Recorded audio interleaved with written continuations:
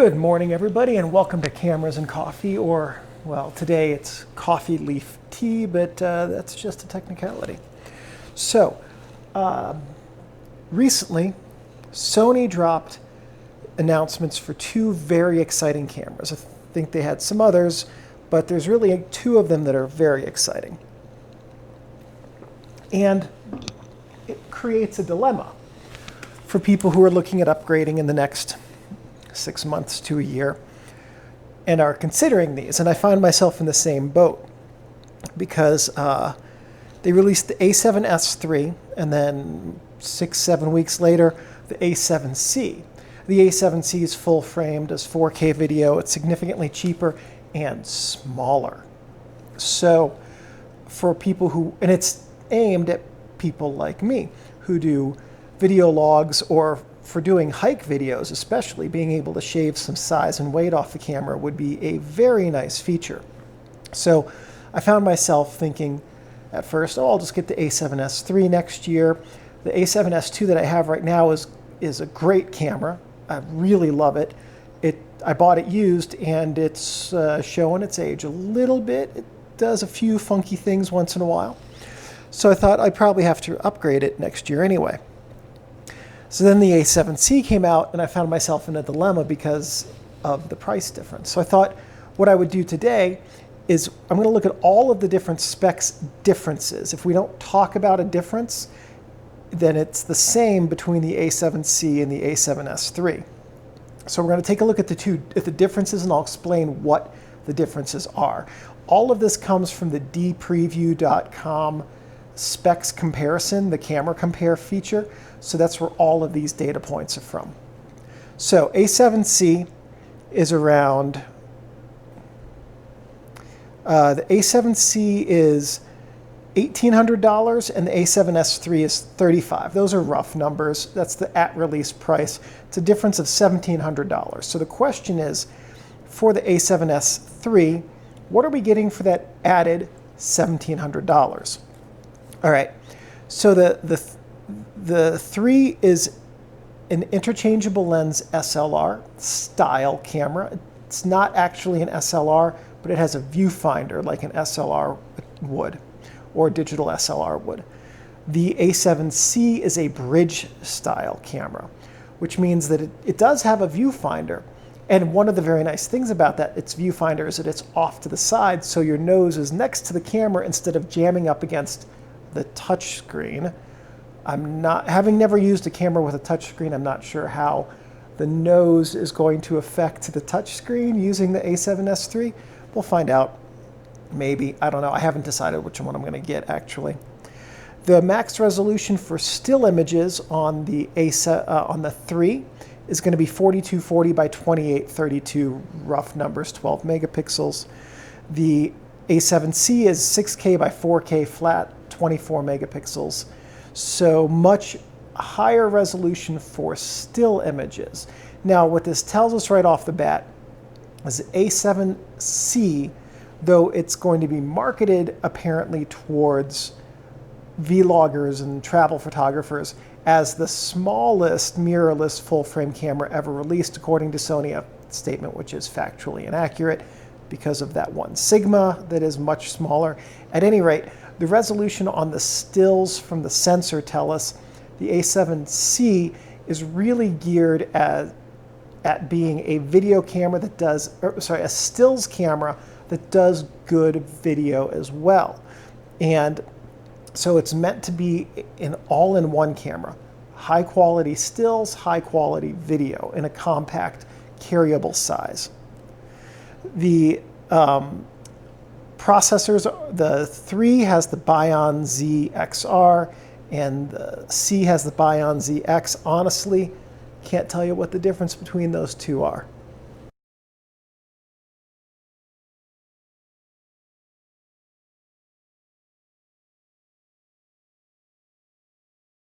ISO range, this is extended for the 3, is 40 to 409 600, and on the C is 50 through 204 800. Functionally the same, right? The difference between 40 and 50 ISO on the low end, non-existent, functionally non-existent.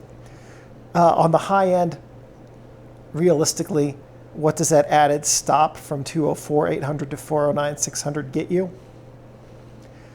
Unless you're shooting caves and want a lot of digital noise and no lighting, not a whole lot.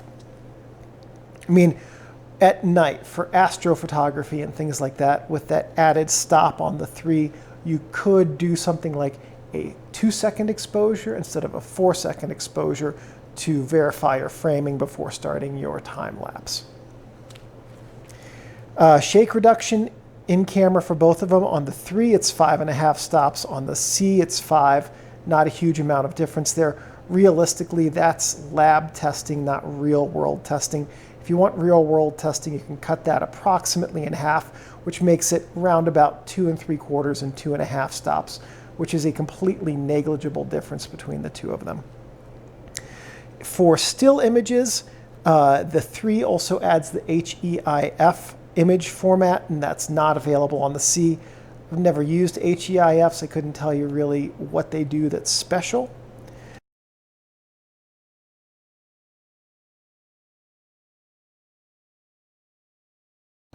For the RAW format, the 3 uses Sony's ARW40 and the C uses ARW 14-bit.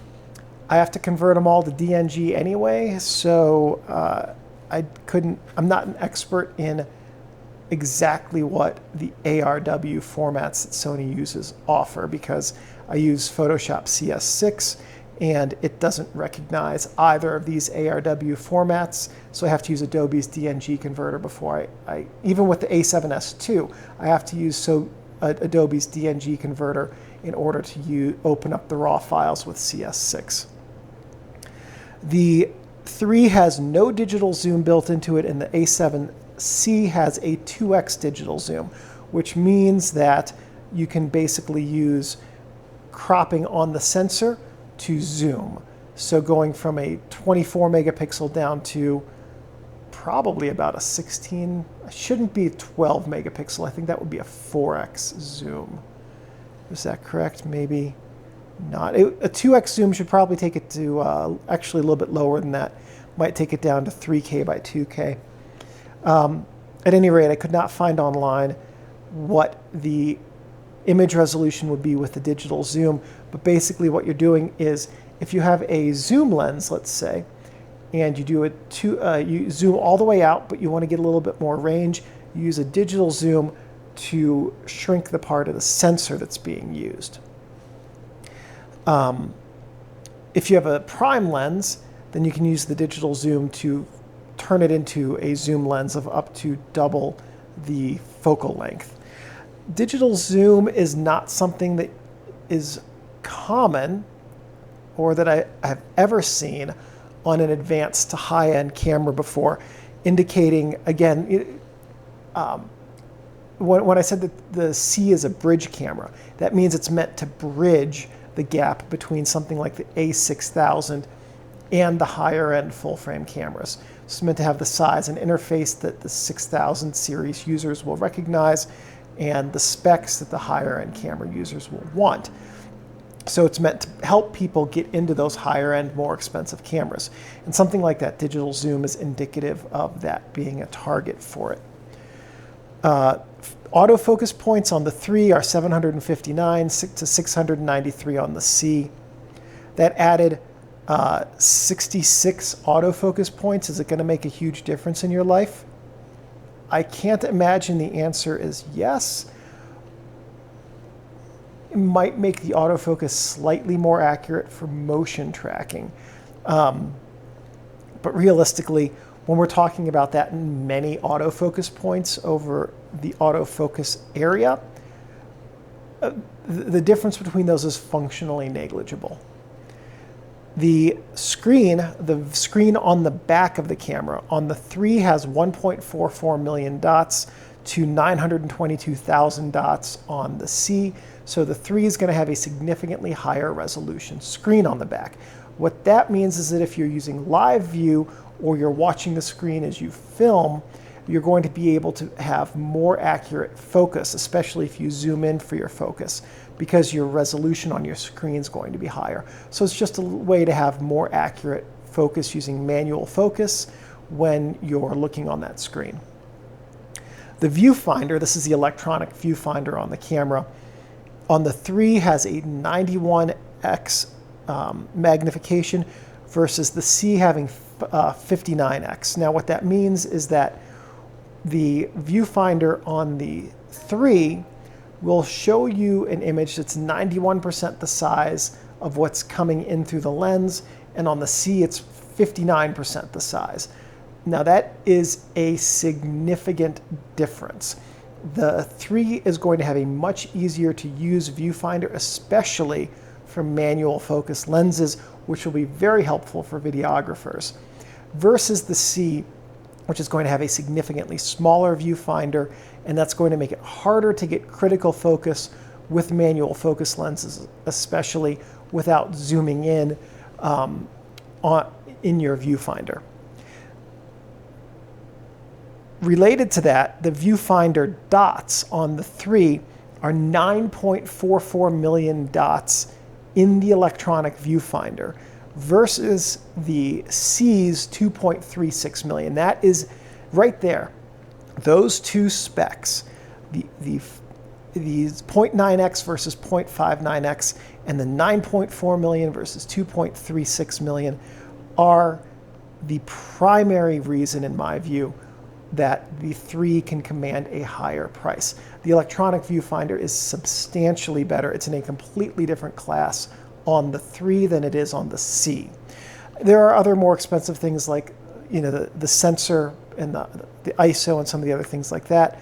The additional half stop of shake reduction, some of the stuff we're going to get to in just a minute. But fundamentally, if you're looking at paying $1,700 more for the 3, the major difference between the two of them from a use perspective and specs perspective is going to be the viewfinder quality. Shutter speed on the 3, the fastest shutter speed is an 8,000th. On the C, it's a 4,000th. So it's an added stop faster on the 3. I will say that when I'm out shooting ultra-fast lenses during the day, I find that on my A5000, the 1/4000th of a second shutter speed can be a little bit limiting with some of the 35mm 1.2 lenses, especially the high transmission lenses. So at any rate, that added stop of shutter speed on the 3 could be really useful for stills and action photographers. Flash sync on the 3 is 1/250th versus 1/160th on the C, and the difference there is daylight fill flash. With the slightly faster sync speed on the 3, you've got the ability to use a flash in greater outdoor lighting conditions to fill something like a portrait, like a beach portrait or something like that. Basically, that just helps with more even illumination in brighter ambient light.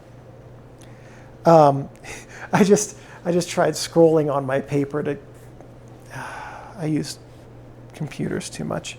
All right, so for continuous speed shooting, the 3 has 1 speed for continuous shooting, apparently. If it has multiple, DPreview didn't list it. On the C, there were 5 different speeds. I think it is 5 different continuous speeds. Low, or is it 4? I'm recalling low, medium, high, and high plus, but I forget if there's a low minus. At any rate, multiple continuous shooting speeds, which again indicates that the C is more geared towards stills photographers who also want to do video versus videographers who want to be able to do stills. And that, I think, that's a fundamental difference between the two. So if you're going to be shooting action and you want a good carry-around camera that's lightweight, realistically, the C is looking better and better for you. Action and sports and pets and things like that, really. In the 3, it has many more video formats, including 120p 4K, which the C lacks. The C can do 4K video, it just has fewer available formats and options. The 3 has dual SD CF Express A-type slots, so 2 slots. I believe one of them is SD and one of them is dual SD CFA, but I could be wrong on that. It could be that both of them are dual SD CFA Express. The CFA Express is a much faster format, much more expensive cards, much more durable cards than SD, but will also facilitate videographers because it can transfer data much more quickly to the card. The C has a single SD card port, cannot take CFA, but the SD card port rather does support SDXC. The battery, they used the same battery, which is the high charge battery for these cameras, the FX100 I think it's called. The 3 is rated at 600 shots and the C is rated at 740. So the C is a little bit more battery efficient, and that's going to owe to the screen, both the screen on the back and the viewfinder screen being lower resolution, so they have to use less battery power. The C is going to be, because of those higher resolution screens, is going to be going through that battery more quickly. The weight on the C is 699 grams, which for those of us in the US is round about 1.5 pounds. 509 grams, which is round about 1.125 pounds on the C. So a little bit of a difference there, not huge. Unless you're hiking across the desert, you're probably not going to notice the weight difference in the camera most of the time.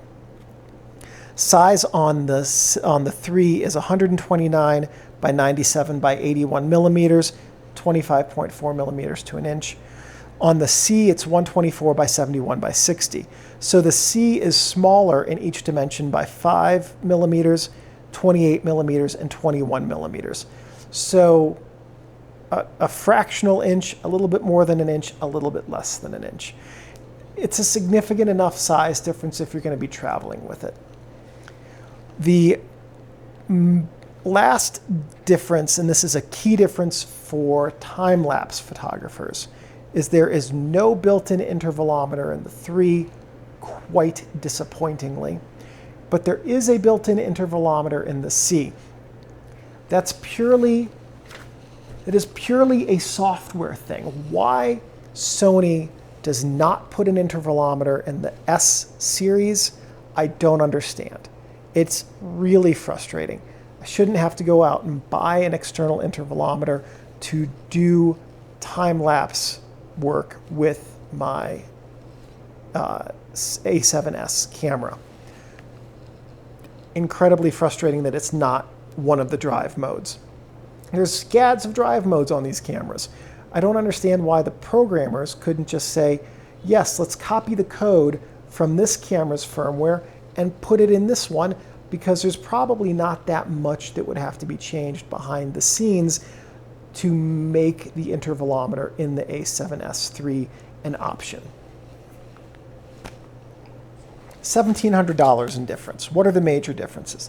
The viewfinder, the SD card slot, the additional video formats, and the additional stop faster of shutter speed. For me, I think those are the ones that really stand out as key differences. Another major difference is the sensor. The A7S series, being a 12 megapixel sensor, always has exceptional low light performance and is likely to have substantially better low light performance than the C with its 24 megapixel sensor. And that owes solely to the pixels being 4 times as big, give or take. And because each pixel is significantly larger, it can absorb more photons, which means a better signal-to-noise ratio for high ISO shooting. I'm still going to be upgrading my A7S II at some point next year. Have not decided which one of these I'm going to go with yet. The cost difference is substantial. You could functionally buy 2 A7C bodies for the cost of one A7S III, or near as makes no difference. You could buy 2 of them. You could have your primary and a backup, a black and a silver A7C. So, at any rate, both of the cameras are really impressive looking. They look like they're both going to be great for their target market and target users. It's just going to be a matter of whether, if you are here looking for a recommendation on which one to buy, here is the fundamental difference. The 3 is a video camera that has stills capabilities as well, and the C is a stills camera that has video capabilities as well. Looking over the differences in specs, that's what they say. So, if you are looking to do more video with your camera, and you have the funds to get the 3, it's probably going to make you happier. If you're looking to do more stills with your camera, or you're looking to carry it and do a lot of travel photography, and video is not the primary use for your camera, the C will probably make you happier, especially given the lower cost of it. So that is it for today's Cameras and Coffee and the differences between the 3 and the C.